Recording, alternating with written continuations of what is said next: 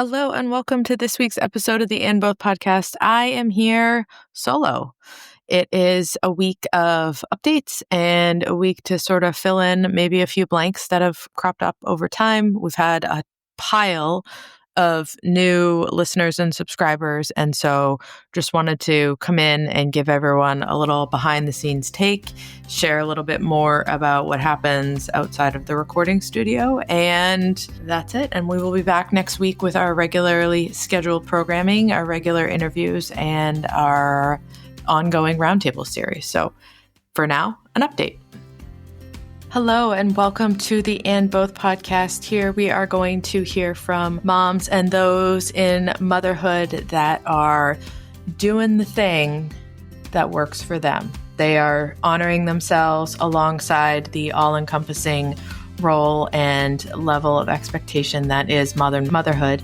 And we are going to hear from as many different people as possible in their own experience. So you can find people to relate to. You can hear stories that will make you laugh, make you cry, all of the above, and that we will come together as a community to support one another in a way that is holistic and honoring of the woman and the mother as a whole.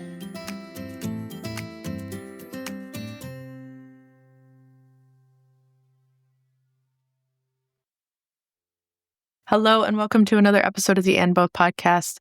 This week is a little bit of a throwback. I have not done one of these in a while. It is a solo. You just have me here. Update on the behind the scenes and the things that I've been working on and stuff that's going on because, well, sometimes it's just easier to hit record and download all of that than try and figure out how to piece it all together. So there are a couple of new things coming down the pipe, and I am really thrilled to be able to finally be able to share some of that with you. So the first thing that I want to say is we just wrapped season 7. Last week was our last episode of season 7. So this is the second episode of season 8 because as a surprise release, we launched a series called the Roundtable Series. Very, very exciting and new and innovative name for it. Sometimes you just got to call things what they are. So Erin Holland is the host of the PG-ish podcast. She and I connected and collaborated over content that we both create and put out and messaging that we really felt aligned with. She's had a ton of really incredible guests on her show, and I've had a ton of really incredible guests on my show. And throughout the course of that conversation, I said, have you, or she said, I'm not sure who started it, but one of us said, have you ever thought about doing a collaboration? Have you ever thought about co-hosting a series? Because I don't have the logistical bandwidth to bring a co-host in, but I've always wanted to have sort of a group chat because I think the dynamics get really fun really quickly, especially if you have a whole bunch of different perspectives involved. And so we decided to launch this Roundtable series that will air a new episode each month. And the episode will have a theme, and it will be guests that we've had on in the past. Some of them are usually one of hers and one of mine that have a similar space that they're in, a similar focus, a similar story or something like that. And so to bring that in and talk more about that.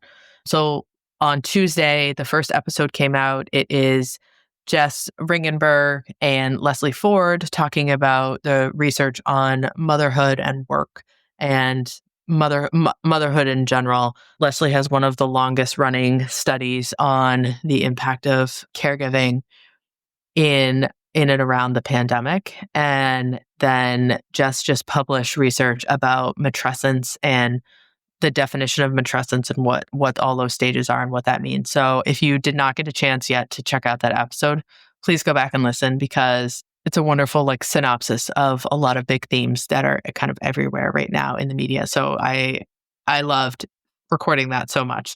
And I'm so excited that we're going to carry this forward. Each month we'll have something that will come out. It will not be released on Friday like the regular And Both episodes, and we'll do a much better job of marketing that ahead of time so you can see it. But if you are a subscriber to the show, you'll get that right into your Spotify or your Apple playlist, wherever you get your episodes from. So that's exciting. Roundtable Series, we're kicking off season 8. I have season 8 completely booked out. We're just in the middle of, we've almost finished recording the whole season. And then the personal logistics side of that, I decided last summer, I kind of through a series of, again, the logistics of being a parent in the summertime and how you make all the pieces work. I ended up last summer shutting down the recording calendar for the summer and found it to be incredibly helpful in terms of being able to be present with my kids and enjoy that time that I had with them at home while still being able to fit work in that I do for my actual job outside of podcasting. So this summer, I'm going to do the same. We're going to shut down the recording studio. So if you are somebody that is interested in appearing as a guest on the show, I would encourage you to definitely go in and apply. If you go to andbothpodcast.com, there's a big button on the page to inquire about being a guest on the show, to fill that out. But just to let people know that the responses in the recording calendar is not necessarily the responses, but the recording calendar is not going to open up again until September. And when we do open up, we're going to have a little bit of a different schedule because for the first time ever, I will have all of my kids in school, which is a really weird idea right now. It's really weird because it still seems so far away and yet like tomorrow all at the same time. So my youngest he just turned 5 in March and he is off to kindergarten in the fall. And I am going to be completely reworking how things work on the podcast and on the business side of it. You know, the answer to the proverbially annoying question of what are you going to do with all your time now that your kids are in school is I'm just going to be able to have both eyes going in the same direction, be able to be more present with my work and with the marketing and component of the podcast and making sure that I have more time to get those things out. But I'm also going to really finally, I feel like, and I'm hopeful to have boundaries that are better around work and podcasts and family stuff, because for the better part of the last few years that I've been building Dovetail, that's been nooks and crannies of my day. And now we're in a space where I won't have nooks and crannies anymore. I'm going to have some more open spaces, which will allow me to, I'm hoping, really sort of ease into that and see where that can take things in terms of like how the podcast grows and stuff like that. All of this stuff is happening alongside a really interesting space that I have been part of for a very long time and how that has evolved. And so I realized that, I talk about Dovetail a little bit in the pieces when it comes up in conversation on the podcast, but I don't necessarily like really dig into it because part of it feels like I am not here to talk about me when I have somebody in the studio with me. I'm here to hear their story and share about them. And so that's part of the reason why I don't have anybody here today with me, because I don't want to take away from somebody else being able to share their experiences. So to tell you a little bit about what I've been working on and I think why the, cue the confetti kind of moment is happening. So I have been a occupational therapist for nearly 15 years, and I spent well over, 12 years of that working in various settings, acute care, inpatient rehab, community-based programming, in skilled nursing, all of that sort of continuum throughout my career. And when I was working in acute rehab, that was my longest tenure population-wise. When I worked in acute rehab, there was this over and over and over again experience of caregivers coming in as their family member was getting ready to discharge for education and for training and for the logistics piece. And me as the OT on the team being one of 6 people, there's OT, PT, speech, nursing, physiatry, and sometimes respiratory, dietary. So there's more than 6. There's a lot. Depending on why somebody is in the space in the hospital, there's a lot of people that they get to meet. And so as one of the team of people that is handing over logistics, training, education, all of that, I saw over and over again the level of overwhelm on family caregivers that were doing the work that basically holds up our healthcare system and holds up the long-term care system in the US. And these people were doing it without the tools that they needed in order to be successful. We build tools for everything nowadays, right? We're taking pictures of deep space, but we're not helping family caregivers be able to effectively manage logistics. And that comes out in a lot of different ways as being super problematic. So when you're talking about family caregiving, I use the analogy of the glass ball versus the rubber ball, right? Like some things in your life are rubber balls and some things are glass balls. And caregiving is a glass ball, right? If you drop it, it's going to shatter because it's not something that can be put down or let bounce down the road or whatever. And so when I worked with people that were in this long-term or even short-term family caregiving mentality or space, the mentality was, I can't stop because if I do, then that person is not going to get the care that they need, which is true. And also, when you look at the research around family caregiving in general, the population is aging rapidly. So 10,000 people a day have been hitting 65 since 2010, all the way up till 2030. And in 2030, 1 in 5 in this country will be over the age of 65. For the first time ever, around that time, there are going to be more people in this country that are over the age of 65 than under the age of 18. So a lot of these statistics get thrown out in different contexts, but we're basically not, for the first time ever since they've tracked aging and population demographics, we do not have a population of people that are aging into caregiving positions to meet the needs of the number of people that are moving into positions needing care or moving to ages where they will begin to need care. And so that has been a sense of impending doom, I would say, in the healthcare and caregiving world for a very long time. And so what I did after leaving the inpatient world is I started a private practice. It was called Home Field Advantage, and I loved it very much because what I did there was help people to plan ahead. It was all aging in place and prevention focused. This was pre-pandemic, and so you can imagine that before we had to deal with pulling people out of facilities and wanting to bring them home and focusing on being home, that it was not a simple conversation to have. And one of the things that I noticed over and over again is, coming from the inpatient world where the focus was, how do I get all these pieces in place and how do I put all of this stuff together so that we can bring this person home?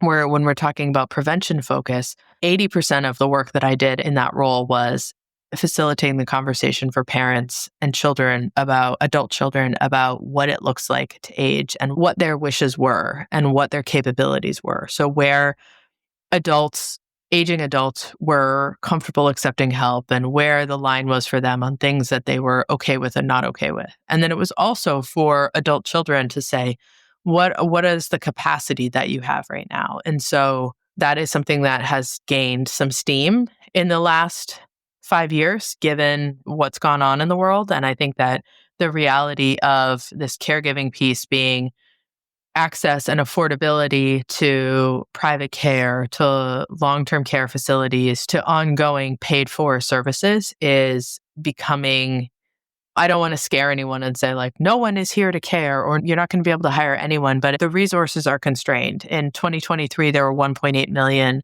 healthcare positions that were vacant in this country. And, a lot of that too comes from the washout of the pandemic and the overwhelm and the burnout in the healthcare industry for people that did that through that space. So, given the experience of that, facilitating these conversations, the experience that I had in inpatient, my thought process around this has been, if we're not going to have new caregivers, because we're not cloning humans in their adult form to become caregivers, we have to help the people that are doing this job right now, A, be more efficient, and B, be able to take care of themselves. And so just like the people that I have on this show, when we talk about taking care of yourself and the things that you're doing to honor yourself or to fill your own cup, whatever metaphor or kind of descriptor you want to use, it's really, how do we create efficiencies for caregivers so that they have the time opportunity to be able to take care of themselves. And that's not to say, how do we make people more efficient so that you can go to the spa? It's to say, how can we help people with this component so that you can go to your primary care doctor for your annual checkup, so that you can go to your screening appointments, so that you can sit and stare at a wall if you need to, so that you can go and do whatever it is you need to do, but that there's an effective care collaboration network built up around this person that requires care so that you can effectively step away and not, whether that's physically step away or mentally step away, because that all depends on the diagnosis, that you can step away and know that there is a network in place, not necessarily a paid network, but a network of people who are able to help. And how do we make that happen? So that is what I have been working on with Dovetail. Dovetail is a care logistics management platform, and it is designed for family caregivers. It's designed to help simplify communication among caregivers, to integrate all of the things that lead to overwhelm when it comes to the communication space. It is to, when you've got your email and your text message and your phone calls and all of that stuff, how do we simplify that and get it all into one space?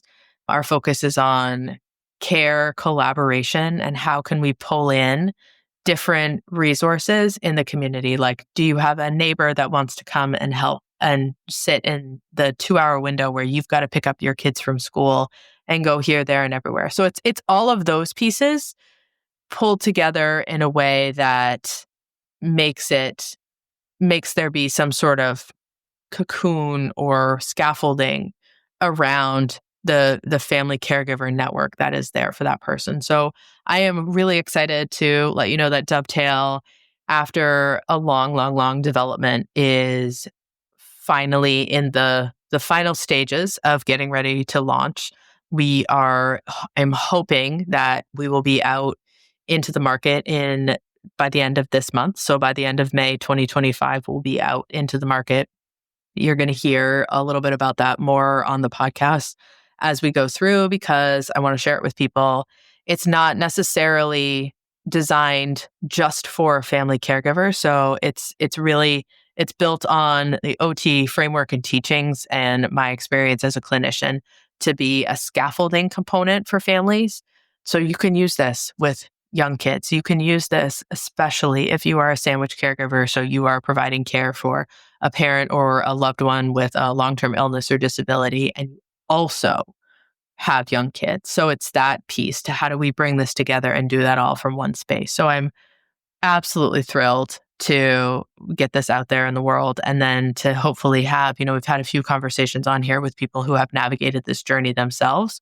And I hope to have more of that to share with you guys. So all that to say, thank you for tuning in to my solo episode where it's me feeling like I sit here and talk to the wall. But I think that all of this stuff is really important to share, because in the caregiving space, it is always over demand and under resourced space. And I think that the conversations that we continue to have on this podcast, and including this roundtable, will hopefully help wave a flag for people who are looking for that, to hear that as feeling like they're a part of the community and that there are other people out there who understand their story. So I want to thank you over and over again for listening, for subscribing. If you are a longtime listener or brand new, thank you for being here. I would absolutely love if you could leave a rating for the show. It really does help our numbers grow and the reach grow. Rating, review, share the podcast with somebody who needs it. And thank you so much again for being here on this journey. I am thrilled to have season 8 coming out, and I hope that you all have, as we are in the midst of Maycember here, I hope that you all have a wonderful transition to the end of the school year in whatever that means for you. And I am looking forward to meeting more of you in the coming months on the show.